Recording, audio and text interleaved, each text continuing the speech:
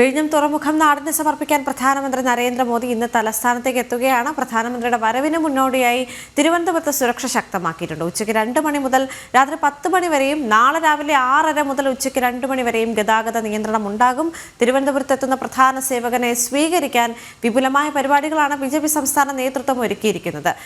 S Shalini ചേരുന്നു വിവരങ്ങളുമായി. ശാലിനി, പ്രധാന സേവകനെ വരവേൽക്കാൻ BJPയുടെ സംസ്ഥാന നേതൃത്വം വലിയ രീതിയിലുള്ള പരിപാടികൾ സംഘടിപ്പിച്ചിട്ടുണ്ടെന്ന് മനസ്സിലാക്കാൻ സാധിക്കുന്നു. അതോടൊപ്പം തന്നെ ഇന്ന് ഗതാഗത നിയന്ത്രണം ഇന്നു മുതൽ തന്നെ തുടങ്ങുകയാണ്.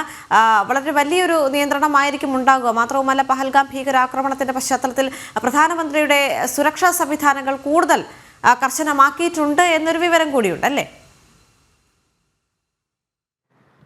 ദേവിക, അത് തന്നെയാണ്. 3 സംസ്ഥാനങ്ങളിലേക്കുള്ള സന്ദർശനമാണ് പ്രധാനമന്ത്രി നടത്തുന്നത്. അതിൽ ഏറ്റവും പ്രധാനപ്പെട്ട ഒരു സന്ദർശനമാണ് കേരളത്തിലുള്ളത്. ഒരുപക്ഷെ 2025 ആദ്യ വരവ്, തദ്ദേശ സ്വയംഭരണ സ്ഥാപനങ്ങളിലേക്കുള്ള തെരഞ്ഞെടുപ്പൊക്കെ അടുത്തിരിക്കുന്ന സാഹചര്യത്തിലുള്ള വരവ്. കൂടാതെ തന്നെ പഹൽഗാം ഭീകരാക്രമണം അതിൻ്റെ ഒരു അലയൊലികൾ വിട്ടൊഴിയുന്നതിന് മുൻപാണ് അദ്ദേഹം കേരളത്തിലേക്ക് എത്തുന്നത്. അതുകൊണ്ട് തന്നെ അദ്ദേഹത്തിൻ്റെ സുരക്ഷ കർശനമാക്കിയിട്ടുണ്ട്. SPGയും NHC അടക്കമുള്ളവരുടെ കർശന നിയന്ത്രണത്തിലാണ് തലസ്ഥാന ജില്ല ഈ മണിക്കൂറിൽ കടന്നു പോകുന്നത്. നമ്മളിപ്പോൾ നിൽക്കുന്നത് തിരുവനന്തപുരം വിമാനത്താവളത്തിന്റെ ടെക്നിക്കൽ ഏരിയയിലാണ്. എനിക്ക് പിന്നിൽ കാണുന്ന ഗേറ്റിന് സമീപത്തായിട്ടാണ്, അല്ലെങ്കിൽ അതിനുള്ളിലാണ് പ്രധാനമന്ത്രിയുടെ വിമാനം എത്തുന്നത്. അതിനുശേഷം ഇവിടെ നിന്നും ഹെലികോപ്റ്റർ മാർഗമാണ് രാജ്ഭവനിലേക്ക് പ്രധാനമന്ത്രി പോവുകയും ചെയ്യുന്നത്. ഇന്ന് വൈകിട്ട് ഓടുകൂടി കർശന നിയന്ത്രണ വലയത്തിലൊക്കെ ആവും തലസ്ഥാന ജില്ല, ഈ ഒരു മേഖല എന്നുള്ളത്. അതിനുശേഷം 7 മണിയോടുകൂടി അദ്ദേഹം ഇങ്ങോട്ടേക്ക് എത്തും.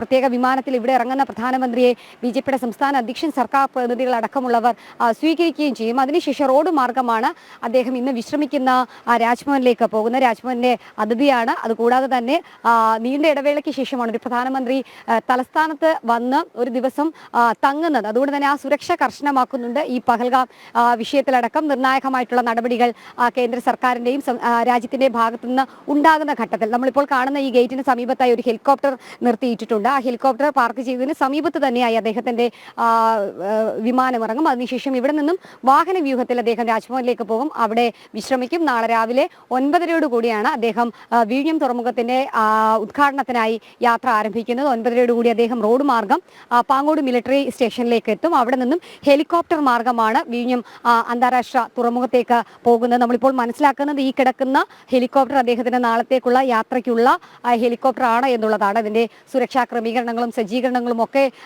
സുരക്ഷാ ഉദ്യോഗസ്ഥരും ആർമിയും വിലയിരുത്തുന്നുണ്ട്. അതിനുശേഷമാണ് അദ്ദേഹം അവിടെ എത്തുന്നത്. എത്തിയതിനു ശേഷം 10 മണിയോടുകൂടി ഔദ്യോഗികമായിട്ടുള്ള ചടങ്ങുകളും നടപടികളും ഒക്കെ ആരംഭിക്കും.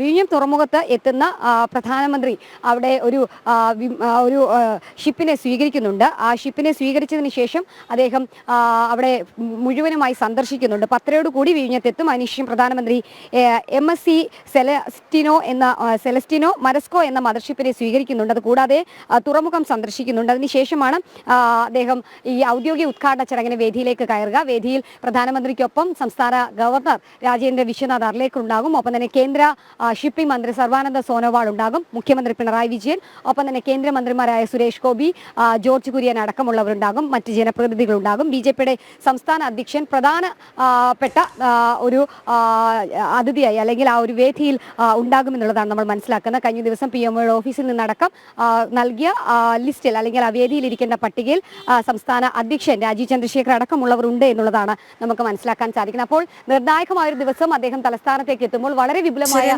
പ്രധാന സേവകനെ സ്വീകരിക്കാൻ തലസ്ഥാനം സജ്ജമായി കഴിഞ്ഞു എന്ന് തന്നെയാണ് മനസ്സിലാക്കാൻ സാധിക്കുന്നത്.